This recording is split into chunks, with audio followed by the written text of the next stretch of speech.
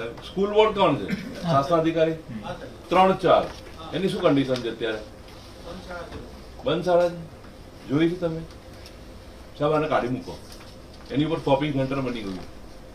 અત્યારે જ અહીંયાથી અધિકારીને મોકલો, અને જો ત્યાં બંધ સ્કૂલ હોય તો હું ધારાસભ્ય તરીકે રાજીનામું આપી દઉં. એની પર શોપિંગ સેન્ટર બની ગયું સાહેબ.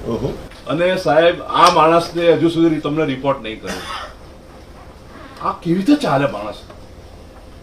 હજુ બીજી સ્કૂલ લાવવાનો છું 3 દાડા રહીને. સાહેબ શોપિંગ સેન્ટર બની ગયું છે ત્યાં આગળ. તમારે રિપોર્ટ તો કરો, તમારે ખાલી કરવા નથી જવાનું. કમિશનરનું ધ્યાન તો દોડો ધણીનું કે સાહેબ સ્કૂલમાં ઘૂસી ગયા છે. આખું શોપિંગ સેન્ટર બની ગયું સાહેબ. પિનવેલ સેન્ટ્રલ ઝોનમાંથી આવું હોય યાર. ને સેન્ટર એને બી ખબર હોવી જોઈએ ને સાહેબ. અને તમે કે છે ને આવતા તમે ટાઈમમાં લોકોની ગેલેરીઓ તોડી નાખો છો તો આવડું મોટું શોપિંગ સેન્ટર બની ગયું મ્યુનિસિપલ સ્કૂલમાં. તમે શું કર્યું ભાઈ? રજૂઆત કરવામાં આવી છે. સંકલનમાં ફક્ત એક જ મુદ્દો લઈને આવ્યો હતો કે હિમાલપુર વિસ્તારમાં મ્યુનિસિપલ શાળા નંબર 3-4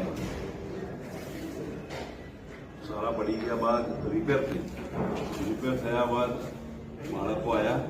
નજીકમાં નવી સ્કૂલ બની એટલે બાળકો બીજી જગ્યાએ ગયા. આ આખી સ્કૂલ તોડીને એની પર શોપિંગ સેન્ટર બનાવી દેવા પડે છે. સ્કૂલ બોર્ડના શાસનાધિકારીને અત્યારે મિટિંગમાં પૂછતા કે સ્કૂલ બંધ છે. મેં કમિશનરને કહ્યું કે આને કાઢી મૂકવો જોઈએ, કારણ કે મ્યુનિસિપલ શાળાઓમાં જે શોપિંગ સેન્ટર બની ગયું હોય એ શાસનાધિકારીને ખબર ના હોય.